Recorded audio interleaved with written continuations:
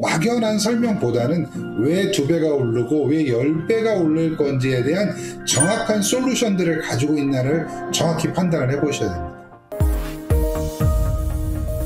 오늘은 세종시 부동산 투자의 꿀팁 7번째 시간으로 베스트 파트너, 중개업소, 중개업자의 선택 방법과 투자자가 갖춰야 될 행동 요령에 대해서 이야기해보는 시간을 갖도록 하겠습니다.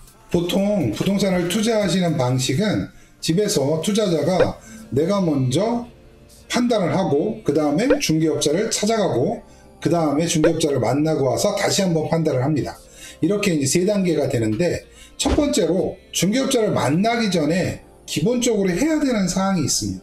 그냥 내가 얼마를 가지고 있으니까 한번 만나볼까 이런 생각을 하면 요즘 중개업자분들 너무 전문가이시기 때문에 이분들에게 정확한 계획이 없으시면 아예 물건 자체 소개도 하지 않습니다. 그렇기 때문에 사전에 미리 준비하시는 게 상당히 중요합니다. 준비가 되었다면 이제 중개업소를 방문을 하시게 되는데, 중개업소를 선택하는 방법에 대해서 말씀을 드리겠습니다. 첫 번째는 허가된 중개업소를 가셔야 됩니다. 업소 판단과 업자 판단은 분명히 나누셔야 됩니다.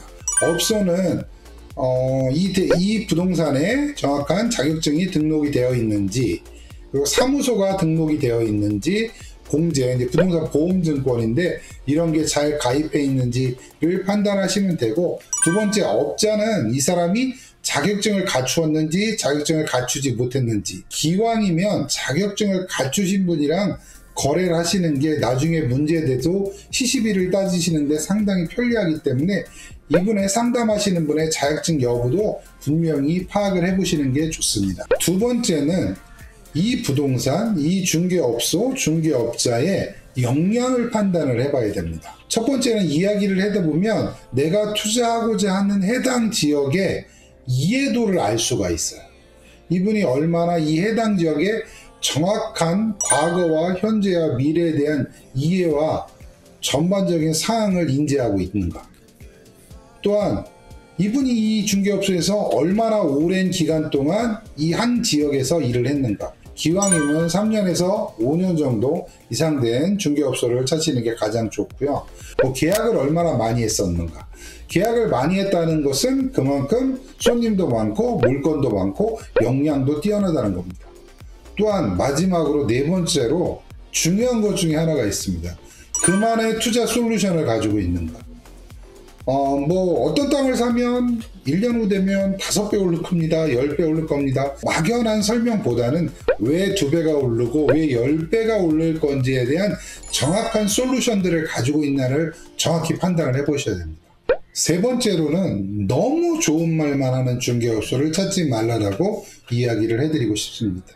자기의 정말로 엄청난 노하우를 가지고 계신 분들은 일정 시간에 대한 상담료를 받으시는데, 그렇지 않은 분들은 무조건 중개를 위해서 좋은 소리만 해대기 시작합니다.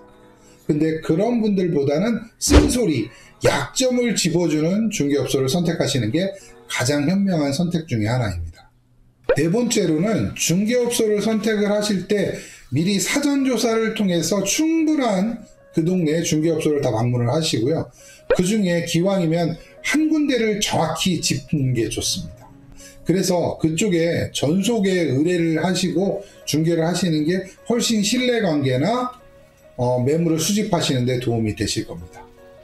물론 한 군데가 영 마음에 드는 곳이 없다 그러면 한 2군데 정도 복수로 선택하시는 게 좋습니다. 마지막 3번째로 중개업소를 선택한 다음에 해야 될 행동 요령에 대해서 말씀드려 보도록 하겠습니다. 이 부분 마지막 행동 요령이 실은 제일 중요합니다. 왜냐하면 세종시 같은 경우는 매도자 중심의 시장입니다. 즉 매수자가 약자입니다. 물건이 엄청 귀한 시장입니다. 그렇다 보니까 중개업소에서 물건을 주지 않으면 상당히 물건 찾기가 어렵습니다. 그렇기 때문에 중개업소를 선택을 했으면 그 중개업소를 통해서 나에게 물건이 오도록 유도를 해야 됩니다. 이 방식이 가장 중요한 방식입니다. 세종시에 있는 부동산은 투자를 하고자 하시는 분들의 전화가 엄청 많습니다. 내가 전속 계약을 의뢰했던 부동산에 대한 행동을 잘 하셔야 됩니다. 일단은 그분을, 중개업소 사장님을 칭찬을 많이 해주세요. 칭찬을 하게 되면 그 사람과의 친밀도도 높아지고, 전화도 자주 하세요. 내가 누구인지 나를 잊지 않게 인지를 계속 시키셔야 됩니다. 또한 방문도 가끔 하셔야 됩니다. 와, 거기 멀리까지? 아닙니다. 이 투자는 잘하면 대박이 날 수 있지만 잘못하면 쪽박이 날 수 있기 때문에 처음에 사전조사할 때 돈을 아끼시면 안 돼요. 작은 것으로 인해서 엄청난 투자의 가치로 돌아올 수 있습니다. 그리고 마지막으로 물건을 주셨어요. 그럼 물건을 판단을 하실 거 아닙니까? 투자자분이. 그래놓고 아무런 피드백이 없으면 안 됩니다. 무조건 피드백을 해주셔야 됩니다. 이게 피드백이 안 되면 부동산에서는 실은 이 사람은 물건을 줬는데 물건에 대해서 잘 뭐 얘기도 안 해주고 좋다 나쁘다 얘기도 안 해주면 뭐 안 살 모양이다 라는 생각을 하십니다. 좋으면 거래를 진행을 하기 위한 다음 절차를 진행을 하시면 되고요. 만약에 이게 싫다 그러면 이 물건이 그냥 싫어요 라고 표현하시면 안 됩니다. 이 물건이 나의 이러한 사항에 맞춰서 내가 하기에는 부족합니다. 내가 할 수가 없습니다 라고 정확히 표현해 주시는 게 낫습니다. 지금까지 부동산 선택하는 방법과 그 전후의 투자자 요령에 대해서 간략하게 말씀을 해드렸습니다. 꼭 성공하는 투자가 되시기 위해서 베스트 파트너 선정을 충분히 숙지하시고 진행하시기를 부탁드리겠습니다. 지금까지 세브TV를 시청해 주셔서 감사합니다.